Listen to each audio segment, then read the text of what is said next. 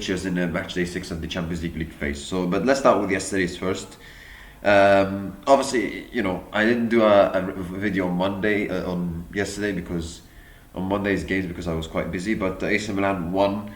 They go back to the top of Serie A, and United win, so which was a good win over Wolves. But anyway, Champions League, Kairat lost 1-0 at home to Olympiacos. Bayern Munich win 3-1 against Sporting Lisbon. Good win for Bayern Munich, an important win considering they lost to Arsenal in their last Champions League game, so it was important for them to bounce back. Although they had to work for a little bit at the start, they were 1-0 down in the 54th minute thanks to an own goal from Joshua Kimmich. However, they came back and scored 3 goals from Karl, who's a very good player for Bayern Munich. He could be. I think he could be. How old is he? I think he's very young. I feel like he's very young. I think. He's 17 years old. I think he could be the one for the future for Bayern Munich. He's a very, very good player. Gnabry scoring, Jonathan Tah scoring, so very important win for Bayern Munich, and good win, and Bayern Munich move forward. Tottenham Hotspur beat Slavia Prague 3-0. A good win for Tottenham. That's back-to-back wins. Very important for Thomas Frank and for the confidence of the boost and the morale of the Tottenham squad. 2 penalties and an own goal. Yeah, okay, you could say they got a bit lucky, but still, I felt like in most of the game they were in control. They had created a lot of chances and they could have scored more. So, but a very important win for Tottenham, especially for the qualification of the Champions League, as they are not far away from the top 8. I think they're 1 point behind. So, however, they've got games coming up, 2 important games, difficult games. Borussia Dortmund at home and Eintracht Frankfurt away, 2 tricky games. So, yeah, let's see what happens to Tottenham after. Next game, Monaco beat Galatasaray 1-0. Atalanta beat Chelsea 2-1. Chelsea being inconsistent again. They were 1-0 up thanks to a goal from João Pedro. It looked like it was offside, but the VAR reviewed it again and they allowed the goal, so 1-0 to Chelsea. And then the second half, and Chelsea were looking quite good, I would say. Before the goal that they conceded, I think Chelsea were looking quite good. Reece James had a great chance in the second half, at the beginning of the second half, to score to make it 2-0.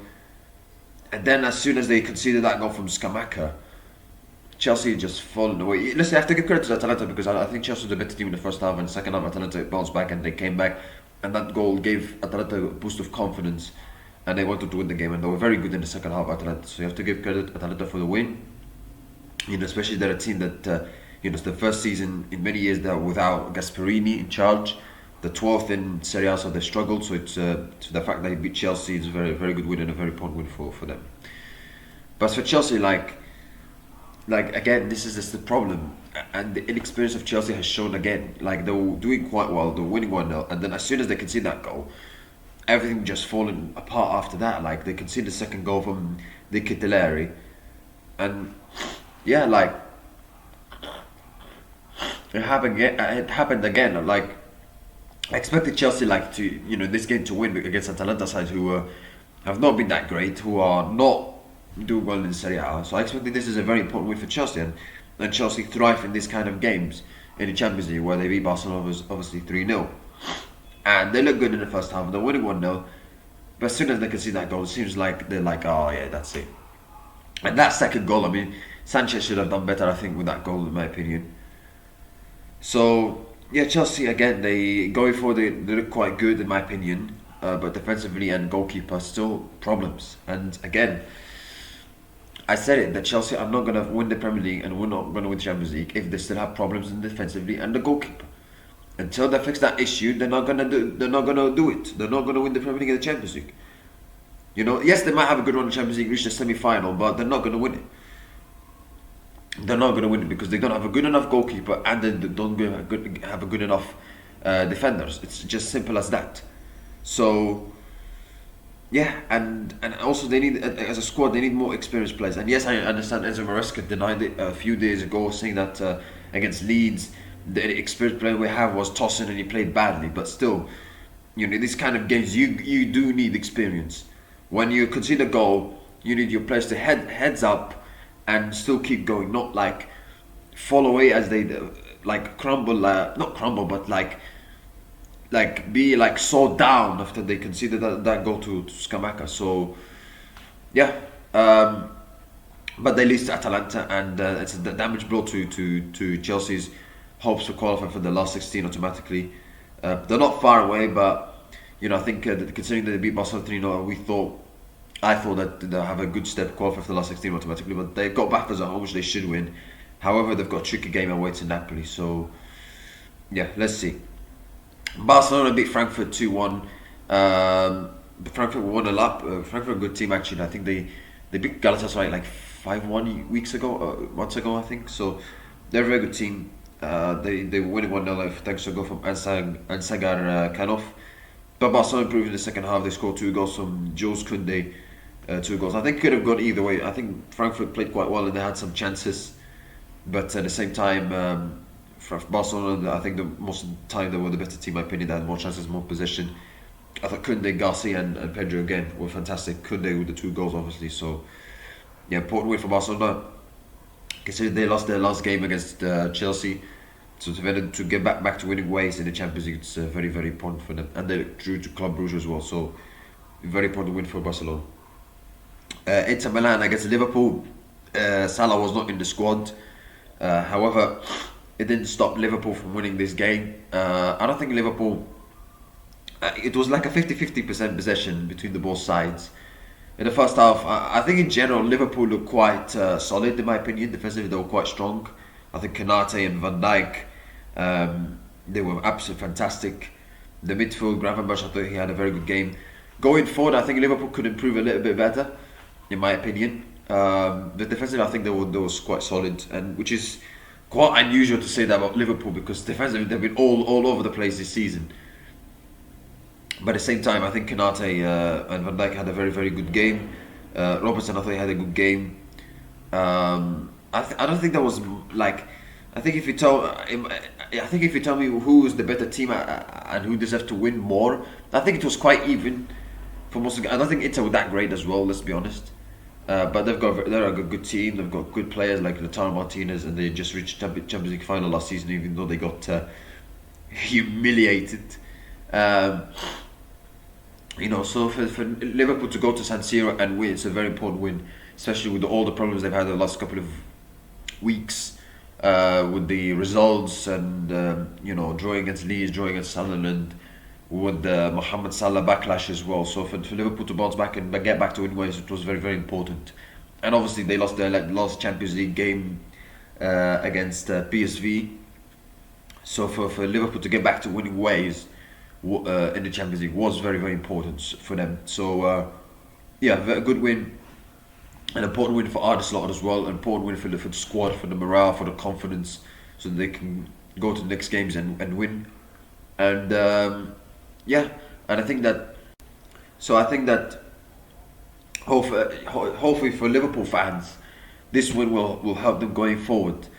Somebody scored with a penalty spot, and I think that was a penalty, by the way. I know people disagree with that, and yes, I understand why people disagree with that because it was soft, but I think the pulling of the shirt from Bastoni on Verts, I think it was enough in my opinion to award as a penalty. It was a bit soft yet, the way Verts, let's say, went down when the pulling of the shirt happened, but I think it was a penalty in my opinion. So if you say it was not a penalty, I understand, and it was soft to some degree, but I think in general it was a penalty in my opinion. So but for the goal, by the way, I don't know how that was disallowed. By the way, the Konate, the goal that scored in the first half, I don't know what was wrong with that goal. I don't understand. But anyway, it didn't cost Liverpool at the end, as they still managed to go on and win the game. Very important win for Arne Slot. And what this obviously I've spoken about the Mohamed Salah situation last days. But and listen, this result doesn't change anything. It doesn't mean that Liverpool are better without Mohamed Salah, because it's one game, so it's not easy to say. But you could clearly see the Liverpool players and the managers and the fans have, decided to come together and still unite as a team and play with team spirit, as Liverpool showed. I think this game, despite all the problems they've had last couple of days and weeks, they've shown a bit of united group. They've shown a bit of spirit in this game. So I have to give credit to Slot and for Salah for that. However, though I think this does, has Salah played his last game for Liverpool?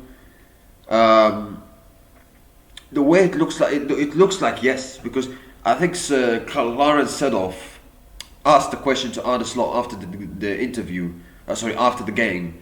He said, will Salah play his final game at Liverpool? Has Salah played his final game at Liverpool? Yes or no? Or will he play another game? I don't exactly remember, but will Salah play another game at Liverpool? And the way the way Slot was responding to that question, it seems like he was ignoring the question, which I think it tells that I don't think which it means that I think Salah has played his last game at Liverpool. I don't think Slot wants him anymore. The way, and I understand why, because the way Salah gone about it in his interview, the timing and everything he did, the timing, the interview, everything he did, in my opinion, was completely wrong. So, yeah, and I'm not defending Slot like massively in this case, because you know me, guys, that I've been so critical on Arne Slot this season. However, what I will say is that maybe in this case with Salah, maybe he said that before the game that he had two conversations with Salah before the Leeds game, and Salah was saying there was no communication between him and Slot. So what does that mean? Who's telling the truth? That's the first thing.